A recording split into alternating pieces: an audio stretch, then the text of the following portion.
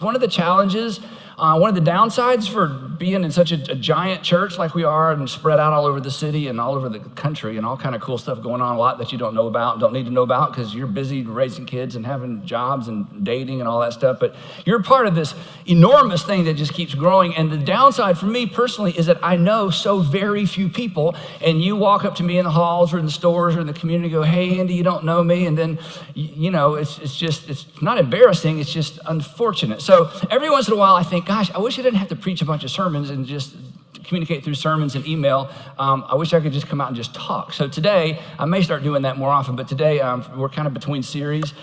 So I just thought I would just come out here and tell you some stuff that I've been thinking about. Now, if this is your first time with us, you could not have picked a better Sunday to be in the buildings with us or a better Sunday to be watching online, even if somebody's forcing you to watch online and won't feed you lunch unless you sit down and watch this, whatever the situation is, because you're going to kind of find out what we're about. You're going to find out a little bit more about what I'm about, and really what's most important to me as it relates to you, because today I want to give you 5 things. You're not going to need to write these down because you're only maybe 1 or 2 will be applicable to you, but 5 things that I wish for you. And here's what I mean by that. If we were to sit down over coffee or lunch and you were to say, Andy, I've been going to the church for a while, and what just kind of give me the bottom line. What do you hope happens to me as a part of Brownsbridge Church or North Point Community Church or Southside Church or Woodstock City or Buckhead Church or whatever campus that you're a part of or wherever you watch from? What's the thing? So today I just want to give you these 5 things. This to me is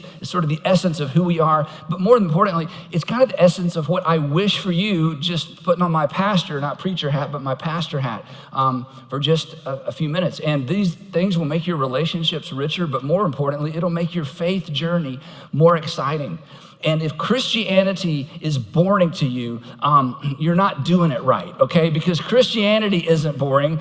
Sometimes we're boring, but the Christian faith really is a journey, and it's an exciting journey. And the last thing I want is for your faith to get stale. In fact, I think one of the reasons people quit going to church, it's not that they necessarily quit believing everything. It just doesn't seem to matter anymore. So if your version of the Christian faith is just so vanilla that it doesn't even seem to matter, I don't want to offend you, but there may be something you don't know, or you may not be doing it right. So anyway, this isn't much of a sermon, so there's not going to be a whole lot of verses. This is just kind of from my heart to you. So here's the first thing, 5 things. The first one I'm going to spend the most time on. So when you look at your watch after the end of number 1, don't think that much time times 4 more, okay? We're not going to be here all day. So the first one is kind of the big one. In fact, I thought about making this the whole message because it's such a big idea. But I really, really, really wish for you, whether you're in high school or college, or you've been newlywed, or you're dating, or you just went through a divorce, or you're senior and you're about to retire, regardless of your age, I wish for you a courageous act of obedience that cost you something. This is what I would wish for you, which is not what you would wish for you, but it's what I would wish for you. That you would have those moments, not every day, not every month, not even really every year. But I wish for you a moment in time, an experience every once in a while where you feel that internal nudge, and you know that there's a divine element to that internal nudge, and you need to do something. You need to make a big step, a courageous act of obedience that costs you something.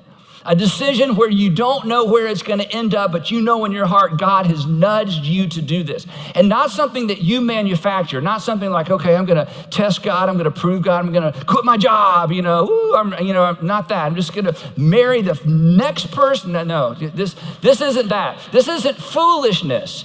But to go too long without giving in to that internal nudge to do something unusual, again, not something that you manufacture, but something that you sense that, wow, every time I pray, every time I'm silent, every time I'm quiet, I just feel like God is nudging me in a direction to say yes to that nudge when it comes along. And by the way, this is how you become a deep Christian. This is how you become deep. I don't know if you grew up in a church tradition where, the sermon would be really confusing, and you thought it was confusing, but somebody said, that was so deep. And you thought, I just thought it was confusing. They said, no, it's not confusing, it's deep. That's what we call deep. If you don't understand it, it's deep, okay? That's completely wrong, okay? Deep is not information, and deep certainly isn't confusing information. Deep is transformation that results from personal obedience to God. Deep is when you say yes, And you don't know where that yes will lead. And that is the story of our faith from Genesis all the way through Jesus. It is the story of the faith of the people that you have the most respect for. In fact, the Christians that you have the most respect for, even if you're not a Christian, but you know some Christians, or it was your mother, your dad, or your grandfather, and you don't necessarily want to be one, but you have so much respect. It's not what they knew that impressed you. It's the way they lived in spite of. That is what impressed you. It's the men and women who are faithful in spite of, who make big decisions in spite of the fact that they don't know how it's going to end up. That's what deepens our faith. It's saying yes. Deep is when you can't touch bottom, right? Deep is when you're in over your head. Deep in terms of spirituality and following God is obedience when there's no guaranteed outcome. And when you say yes to that internal nudge, and some of you know exactly what I'm talking about today because you've been wrestling with it, you've been talking about it, you talked to your girlfriend about it, your husband and you have been talking about it, you called your mom the other night to talk about it, you just have this sense. That's when your faith journey becomes exciting because you will pray harder. No one will have to say, have you prayed? You're like, have I prayed? That's all I do is pray because I'm so worried because I'm saying, God, I'm going to do this. But of course, I'm so dialed into God, I don't even think I could sin. I mean, I am so, tuned in because I'm so conscious of the fact that if God doesn't come through for me, then, I don't know what's going to happen, but I just sense this is what God wanted me to do. You will listen attentively. You'll take notes. The Bible will come alive. You'll lean in. And here's why. And I've been teaching you this for many, many years. When your expression of faith, you know what expression of faith is? Faith is, I believe. Faith is, I'm going to act on what I believe. That's what faith is. That's what walking by faith is. I believe it, therefore I'm going to act as if it's true. I'm not making it true, and I don't think believing it makes it true. That's magic. That's not Christianity, by the way. Faith, Christian faith is, I trust that what God has said is true, and I trust that what God is asking me to do is what I need to do. So when your expression of faith intersects with God's faithfulness, I'm telling you, something happens on the inside. You're never going to be the same. It becomes a stake in the ground. It becomes a defining moment for your faith. And anytime you tell this story, it's emotional because you obeyed without any kind of guaranteed outcome. And God came through for you. And God responded. And I'm telling you, people can argue all day long, I don't know if there's a God. And you're like, okay, let me just tell you what happened. It becomes a stake in the ground, but for your faith. Again, if you go too long ignoring those internal nudges, and I'm just going to tell you, okay, the older you get, the more there is at stake, the more there is at risk, the less likely you are to say yes. And if you go too long without saying yes to God every once in a while when God nudges you on the inside, your faith will get stale, it will get old, it will get boring, it'll be, John 11, yeah, I know, Lazarus is raised from the dead again. What do you know? I mean, you'll just kind of go there, I know 5 stones killed Goliath. I know the story. It'll just be flat. But I'm telling you, what makes you rich in faith and what makes you deep in faith is not what you know, and it's not even what you're learning. It's what you are experiencing. This is why Jesus, in his brilliant, brilliant way, said to the people in the first century, not sit down and take notes or learn from me. His initial invitation was come, follow me. And if you don't get this right, and if you ignore this for too long, you'll get cynical as a Christian. You'll start complaining about all the dumbest things, all the wrong things. You'll start to get old as a Christian, but not mature, just older, okay? So, for us, the reason this is such a big deal for me and the reason I love to talk about it to our churches is this is the story of our church. Because I had a really good job with a really good future, and Sandra and I just felt that nudge to leave. And every time something awesome happens at one of our churches, honestly, it's so emotional to us, especially baptism stories. She'll turn to me, and we can't even speak anymore during baptism. We can't. We just look at each other, and we know what we're thinking because so many years ago, there was this big, emotional, incredible baptism, and Sandra said, what if, this is what she said, she whispered in the service, what if we hadn't left? In other words, what if we had stayed with the secure thing and the sure thing and the we got it all worked out thing and all the details are in place thing? What if we hadn't left? It's like, it's still so emotional for me. Then a few years ago, we felt that nudge to become foster parents. I mean, talk about scary. What? The door's you're gonna get a phone call and we're gonna bring some children with a plastic bag with the only clothes they have and leave them at your house. I'm busy. I'm really busy, right? But sometimes you just know. And when you know, you gotta go.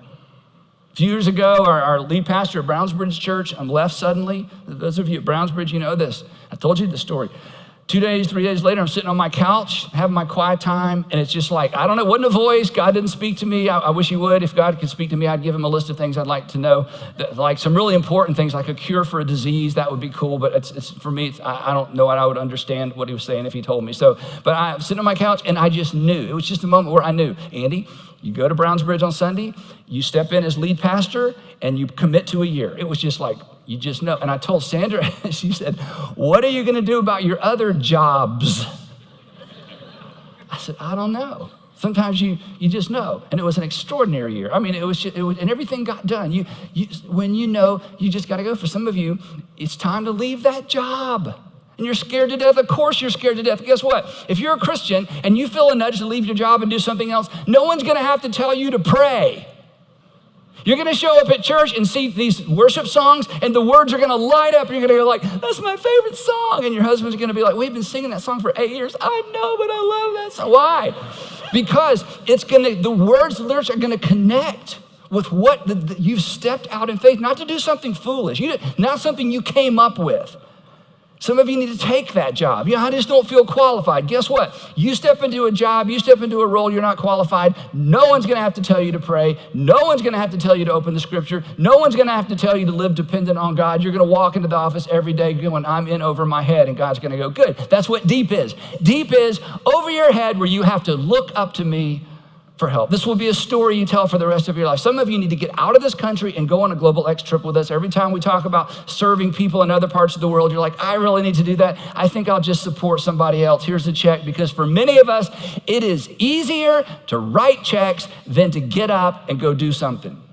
And the older you get and the richer you get, the easier it is to say, I'm just going to write a check. I don't want to go to all the hassle. And I feel like your Father in heaven says, well, then you miss out, because you'll never know what I would have done in you if you had gotten up and done something.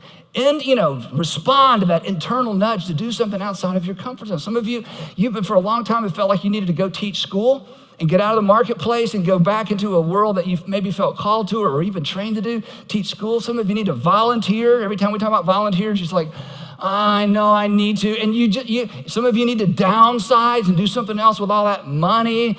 Some of you need to start that business you've been putting off, but you're scared to death, but you just kind of know. It's almost like it's like a God thing. It's like, I feel like this is like a spiritual thing. Some of you, if I could get real personal, you need to break up with her. You need to break up with him. And you've known, let me just put on my parent hat for a minute. You have known this for so long. Your friends know he or she is a loser for you and not good for you. They're not losers in life. It's just that you aren't good together. It's time, and you're so scared. Yeah, but what if nobody else comes along? Guess what? They may not. But you'll never know. And here's the thing. Look up here. I'm not done. Well, this is very important. When you get out of that relationship, do you know what's going to happen on the inside of you? Your attentiveness to your heavenly Father is going to increase exponentially, because as long as you are in a relationship that you know you shouldn't be in, you have put God to the side, because he keeps getting on your case. And do you know why he gets on your case? Because he loves you. So get out of that relationship, break up. Some of you just need got one clap down here. Come on, you must be a mother. Are you a yes? Yeah, we got a mom down here going, hallelujah, somebody finally said it. Some of you, I challenge you all the time, singles, who I'm just so glad we have so many college students and singles and single again people in our churches. I love the fact that you found our churches, but you need to take a year off dating. And it scares you to death. Do you know what's going to happen to you during your year off dating? Something's going to happen on the inside of you that when you go back into the market, you are going to be a different and better person. One day Jesus is walking along with his guys, and he offers a man the invitation of a lifetime. He turns to just apparently some random person in the crowd. I don't know, maybe this is a guy who's been following him for so long. Jesus has been paying attention to him, thinking, you know what? I think this guy has potential. And he turns to him and he says, follow me. Now, The guy he was pointing to has no idea what hangs in the balance of this invitation. This is just another rabbi, and where's he from? Nazareth? Nazareth? I've never heard of it. I don't even know anybody from Nazareth in Galilee. I mean, that's like the wrong side of the country, you know. But Jesus turns to this guy and says, follow me. This is the invitation of a lifetime, okay? And he says, but he replied, Lord, first let me go and bury my father. Okay, I don't want to spend a lot of time on this. His dad wasn't even dead yet. I mean, if his dad was dead, he wouldn't be there following Jesus. He'd be at his father's funeral, because when people died back then, they didn't like wait for days. They were like, boom, funeral, bury him quick. You can't let the body sit out there. And they didn't burn people's body. They actually buried them and then collected their bones later. So his father wasn't even dead yet. This was his way of saying, look, I would love to follow you. Thank you. I'm so honored. But I got to get some things worked out and sorted out. First, I got to get things worked out and sorted out at home. And then when I get things worked out and sorted out, we get that whole will thing done, and my father's gone. Ring me up. I'll follow you, right? Do you know what his name was? No. We'll never know. Opportunity came and it's gone. Missed. Still another, same guy, same day rather, not same guy, same day. Still another said, hey, okay, Jesus, loser, okay, but I will follow you, Lord. I will follow you. Okay, this guy, I will follow you. But first, let me go back and at least say goodbye to my family. Same thing. I got to go back, get some things sorted out, worked out. And later, when these gentlemen measured what they gained by hesitating against what they gained, or what they didn't gain by going. Later on, when they thought through what they gained by hesitating and measured against what they lost by saying no to Jesus, no comparison. Bad decision. And then Jesus says something that seems very harsh to us. It's not quite as harsh to the first century audience as it is to us, but it was still kind of harsh. He said, look, let the dead bury their own dead. But you, he says to this guy, I'm giving you the opportunity of a lifetime. You have no idea what hangs in the balance of your decision right then and there in that moment to follow me. I'm inviting you to do something out of the ordinary. I'm inviting you, in his case, he was saying, I'm inviting you to be a part of history. Peter, come over here, Peter. People 2,000 years from now are going to name their children after this guy. What do you think about that? Andrew, come here. They're going to name their kids after Judas. Okay, Bartholomew, there's lots of Barts, right? Jesus said, look, but you go and proclaim the kingdom of God. And this was a first century invitation. It's a little bit different than God's invitation to you, but it's the same is true for you. What you gain by hesitating does not compare to what you gain by saying yes. So just say yes and obey. I'll tell you a couple of quick examples. Jeff and Wendy Henderson at Gwinnett Church. He's the lead pastor at Gwinnett Church right now. Jeff and Wendy were leading he was in the marketplace, had a great job with an extraordinary company that all of you have purchased products from, perhaps or probably. And so Jeff is in marketing, got a great job, but he's leading a starting point group, which is an environment for people who are coming back to faith or who have questions. And they were leading the starting point group in their home. And Jeff and Wendy started feeling that nudge, and Jeff is a preacher's kid, so he knew that, I know too much to know that this is probably not, I don't know. That nudge to get out of the marketplace and to step full-time into ministry. And of course he wrestled with it, and of course he prayed through it. And then Jeff and Wendy said yes. And they came in on our staff and began leading starting point groups professionally. And then Jeff was the first lead pastor at Buckhead Church and navigated the grocery store days. And then Jeff felt another nudge. This time it wasn't from God, it was from me. Not really, kinda. So Jeff then left, leading Buckhead Church, what an extraordinary opportunity. Left Buckhead Church to go to Gwinnett Church to then start over again. And Gwinnett Church, go to the other camera a second. Gwinnett Church, aren't you glad that Jeff and Wendy Henderson said yes to that initial nudge from God? Imagine what you would have missed out on. Imagine what they would have missed out on. That's not the only story. Gavin and Chantel Gavin, who's the lead pastor of Woodstock City Church, he was a volunteer at Southside at Peachtree City in their student ministry. And then once they got going, again, same thing, just felt that nudge. Okay, it's going to be a pay cut. I don't know where this goes. I'm not really trained to do this. Got out of the marketplace with a fabulous job with another company, every one of you have heard before, stepped into the role there in Peachtree City.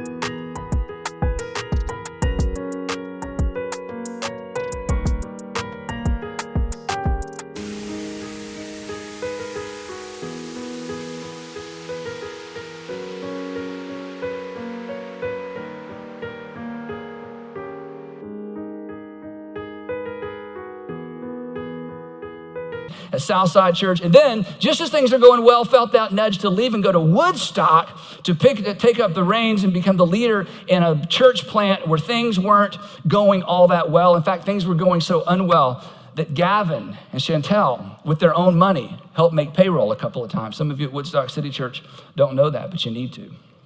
In Woodstock City Church, look around. And that's the result of a lot of your hard work and your generosity. But I'm telling you, aren't you glad that Gavin said, okay, God, I don't know where this is going. It feels like a free fall to me. But yes, absolutely. And my point isn't that all of you need to leave the marketplace and go into ministry. That's not the point at all. The point is this: you are surrounded by and you are influenced by, on a weekly basis, by people. This isn't just a sermon. This is a reality. This is the Christian walk. This is the Christian faith. This is what makes faith exciting. And many of you have stories of your own. And my point is, I just don't want you to miss it, because you don't know what hangs in the balance, and you don't know who hangs in the balance of your decision to say yes to God when you feel that internal prompt. Now, I know for some of you, I've just ruined your day because you had just finally talked yourself out of it, said it's not God, it was the pizza, and I'm not, that's just irresponsible and it's foolish.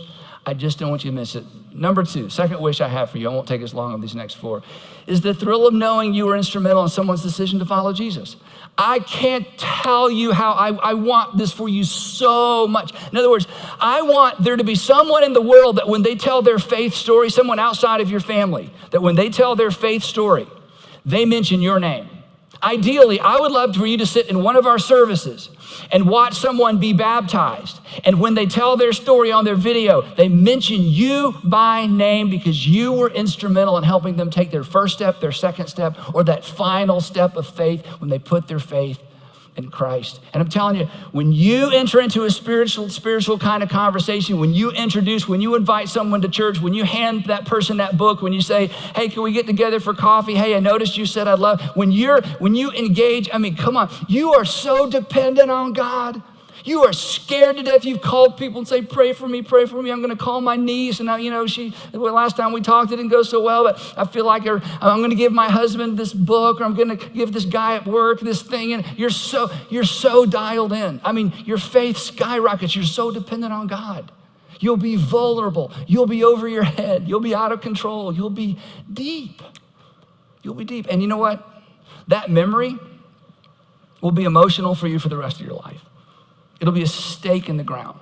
It'll be something that holds you when things are tough and things aren't going the way that maybe you want them to go. And I'll tell you the easiest way to jump into this, because I'll just be honest, some of you, you've been a Christian so long, you don't even know any unchurched people anymore. You don't even know any people that are far from God. Or you know 2 or 3 or 4, but they've kind of, you're sort of tapped out on those conversations. You know what you should do? You should join our Starting Point ministry. You should lead a Starting Point group. We will introduce you to some people with some really hard questions, with some really difficult backgrounds, with some really challenging situations. You'll be scared to death. You will pray like you've never prayed before. The Bible will come alive to you, and it's time, because you're getting bored. You're getting a little too cynical, a little too critical. Christianity is getting a little bit too flat for you. Somebody else, you needed to get involved with our high school students, middle school students. You became a Christian in high school or middle school. Here's your opportunity to lead some students in a way that you were led, perhaps. It's time to do that. And you felt that nudge. It's time to say, yes, I just want this to be a part of your story at least one time. Or invite a neighbor to church. I mean, let me just ask you this. This is convicting me. When is the last time? And when is the last time you showed up at church and you were nervous because you were bringing or meeting someone here for the first time, and you were so nervous, I mean, you're like, Clay, today needs to really be good because it's here, okay? Right? Adam, okay, third row, 2 back, okay? We work together. They said they're gonna give this one time. Adam, do not mess this up for me. When is the last time you evaluated what we do on Sunday morning through the lens of an unchurched friend, unchurched neighbor, maybe an unchurched colleague? When's the last time that happened? Hey, that's why we do this. That's why we do it the way we do it. And in that moment on that Sunday, you will be so dialed in. You will be out of control. You will be deep. Third thing I wish for you, the freedom and the joy that comes from organizing your financial world around Give, Save, Live. The freedom and the joy that comes from not giving, organizing your entire financial world around Give, Save, Live. Now, if you've been around for a while, I have been preaching and teaching this for 20 years, okay? The thing is, I want you to have stuff. I want you to have lots of stuff. I just don't want your stuff to have you, because when your stuff has you, things just don't go well. Things don't go well relationally. Things just don't go well. Besides that, I want you to be the kind of person that God can trust with more stuff because you're so generous with your stuff. Because what you do with your resources this is important. Jesus said this, what you do with your resources is a direct reflection. What you do with your resources is a direct reflection. What you do with what you have is a direct reflection of whose you are. And if you belong solely to yourself, my friends, that is a very small life.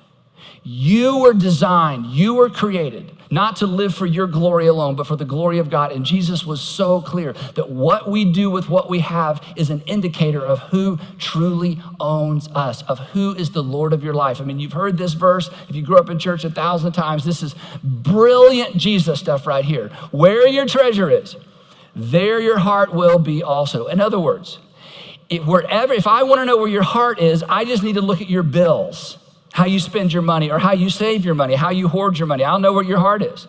And the formula, this is so powerful. It's Jesus is saying this, look, you want your heart in a different place? Put your money there. Your heart will follow. And if you're not intentional about where you put your money, your heart will just follow where you spend your money. And you may have a lot, you may have a little, but you will become a very small person and you will miss out on God's ultimate purpose and will for your life.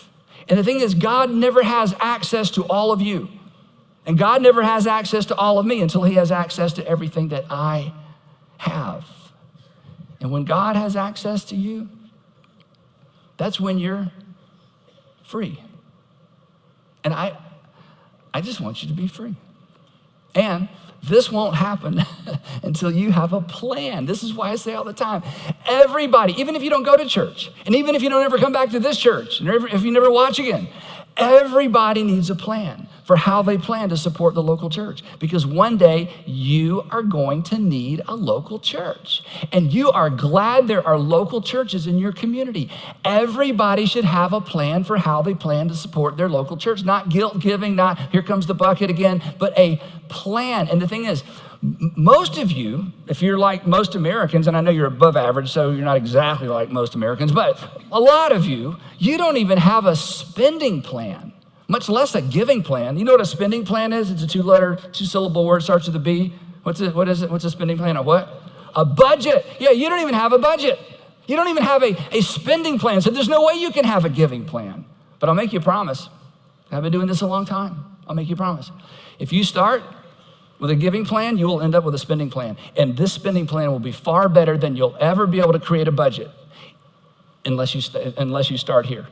Start here, give, save, live. Give, save, live. And here's the thing, and this won't matter to you, but just while I'm telling you what's inside of me. Imagine if all 50,000 of us, adults, a part of our Atlanta area churches, imagine if we got this right. Imagine if we all got rid of our silly debt, and if we pooled our giving and made ourselves wholly available to God. I'm telling you, our potential for good in our communities and in our city, in our world, is unimaginable. The money is in the bank. We already have the resources. We just need, your Heavenly Father invites you to be a part of local churches where people understand the value of giving, saving, and living. And the thing is, I promise you, I wouldn't have the courage to say this, Sandra and I are in. We have been in from the beginning. Twice we've gone without salaries to make sure this thing works. The staff around you, the lead pastors, we are in. This isn't a gimmick. This isn't a ploy. This isn't, so we're going to have more money. It has nothing to do with that. It has everything to do with where your heart is. And as a pastor, I want your heart to be in the right place. And you can't pray your heart into the right place. You can't behave your heart into the right place. Jesus said, it's more practical than that. Where your resources are going, that's where your heart ultimately lands. Our potential is extraordinary. If you've been a Christian for 5 years or more and you don't have a plan, you don't have a giving plan, oh my goodness, have you been paying attention to what Jesus taught? That's just unimaginable to me. So that's why I'm going to come back to this over and over. I want you to know the freedom and the joy of a life organized around give first, save second, live on the rest. Give first, save second, live on the rest. Number 4 is this. I wish that you could see the difference that your commitment and generosity has made in churches all over the country and all over the world. And you can't see that. I get to read the letters. I get to see the videos. I get to visit the churches. You're busy people. I just wish if you had a week, if you had a day, if you had 24 hours, if you could catch a glimpse of the difference that you make, not by something special and extraordinary. The fact that you show up every week, the fact that those of you who give generously give, those of you who have a plan for those of you who serve and volunteer, I'm telling you, you are making a difference, and you have been making a difference in churches all over the country, all over the world for over 20 years. You've helped church leaders try new things, stop old things, rethink things, rebuild things, renovate things, change the way they do things, change the way they paint things and decorate things. Just your presence and your consistency. And I want to tell you one quick story to illustrate this, because this kind of thing happens all the time and you're not aware of it, but you're a big, big part of it. There's a gentleman named Lee Kreitcher. He and his wife, Linda, back in the late 70s, started a church in Pittsburgh.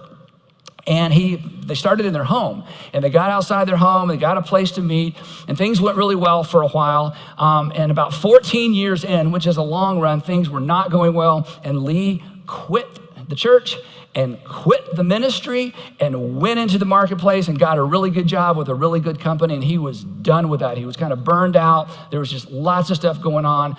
Very heartbreaking for him because his lifeblood was in this church, but just left the church, left ministry. Worked for this company for a few years, got relocated to Atlanta, found North Point Community Church. And those of you at North Point, you don't know Lee. You didn't know this was going on right under your nose. For those of you who serve and show up early and make things awesome there, you didn't know this was happening, but it's happening today. You don't know about it. Lee and Linda and their kids showed up at found North Point Community Church, and it was like, And they weren't so sure they were into the big church thing, but they loved it. They loved the music. Their kids plugged in. They absolutely loved it. Life was good. They're living in Alpharetta. The weather is better. Things are just great. 2 years there at North Point, and he gets a phone call from a board member at his old church. Now, he's been out of ministry for over 10 years at this point. That's in the rearview mirror. The board member says, things are not going well here, as you know. Would you please come back? He said, no, but thank you, gotta go. No, we're good. Our kids are settled in. It's great.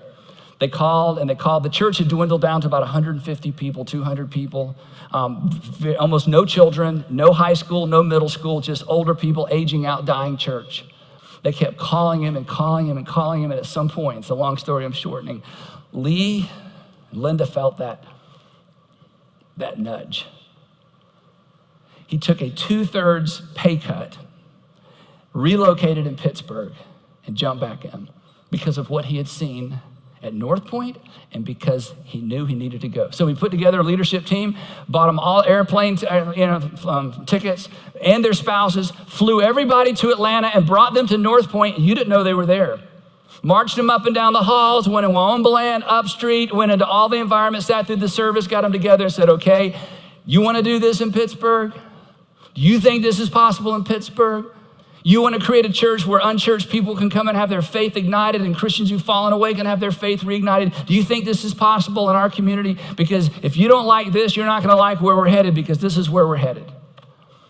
And he went back, and to make a long story short, last year, they averaged over...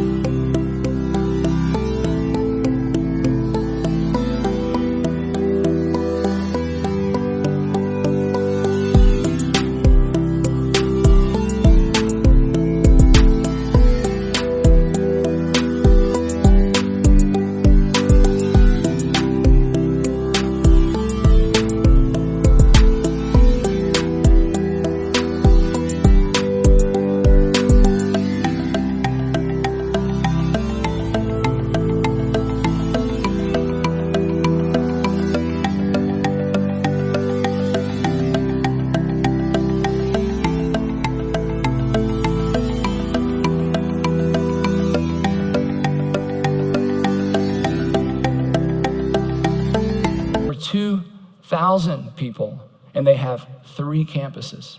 Look, they went from this to this. Listen, look up here. Wait, before you clap. I appreciate it. No, I really do. And I want you to clap in a minute. I just don't want you to miss this.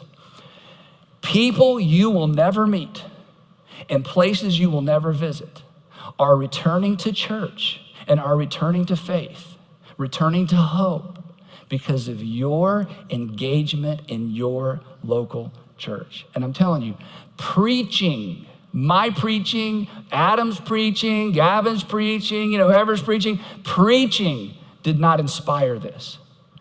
Being with you, watching you serve, watching your enthusiasm, your creativity, your commitment to the local church, that is what ignites a fire in church leaders who need to go back and make a change in their community.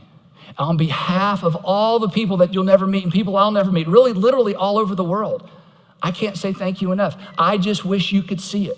I just wish you could experience it, because it would light you up. What you do here goes way, way, way beyond the walls and the halls of our local churches. Last one is this, and this is to a very specific group of you. For those of you who aren't Christians yet, for those of you who have questions we have yet to answer, for those of you who you kind of want it to be true, you're hoping it's true, but you got a bad church experience, your uncle was a preacher and ran off with, whatever, or, you went to school and you just learned too much biology to ever be a Christian, whatever your thing is, but you're kind of leaning in this direction.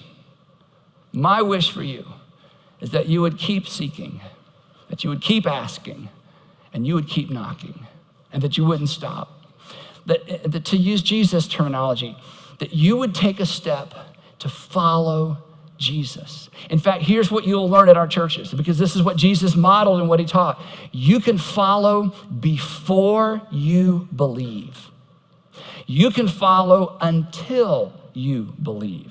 You can follow before you have all the answers, and you can follow as you get your answers. This is not a one and done. This isn't pray some kind of prayer and boom, magically all your answers or your questions are answered.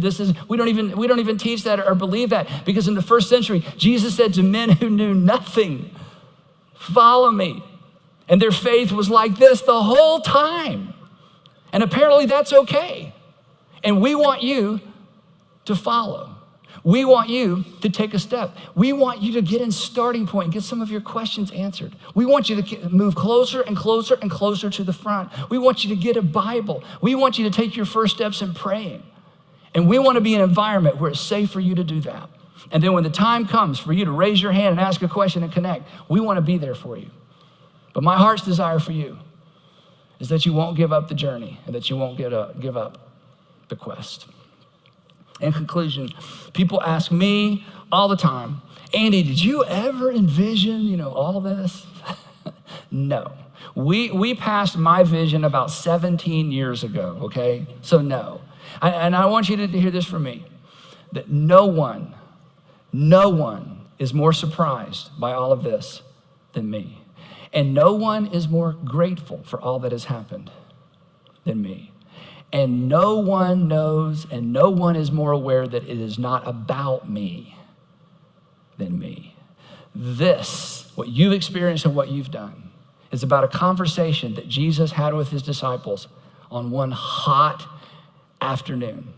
They're in the region of Caesarea Philippi. And Jesus says to his guys, hey, what's the word on the street about me? That's not a good question for most of us to ask. But Jesus asked it, hey, what are people saying about me? And they say, well, they think you're a reincarnated prophet. Some of you think that you're John the Baptist come back to life. I mean, they think you're somebody old that's come back in some kind of new form or fashion. And Jesus says, what about you guys? Who do you say that I am? Simon Peter answered, he said, well, you're the Messiah. I mean, we've seen too much. We've experienced too much. You're the Messiah. You're the Son of the living God.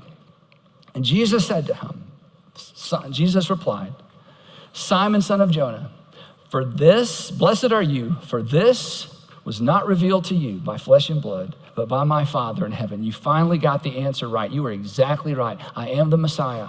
I am the one who is sent from God. And I tell you, and here's the part that I don't want you to miss. This is why this happens. This is why this works. This is why what you do is so important. And I tell you this, that you are Peter, kind of did a little word play with his name. And on this rock, this declaration that I'm the Christ, the Son of the living God, I will build my ecclesia, my assembly, my gathering, my movement. And the gates of Hades, that is death, will not overcome it. And it didn't, and it won't. And together, we have the opportunity of being a small part of what Jesus began 2,000 years ago that will go until the day he decides to return. So let's get it right. Thank you for working so hard to get it right. And perhaps, we will be a small part of leaving the local church in America better off than how we found it. So pay attention to that internal nudge.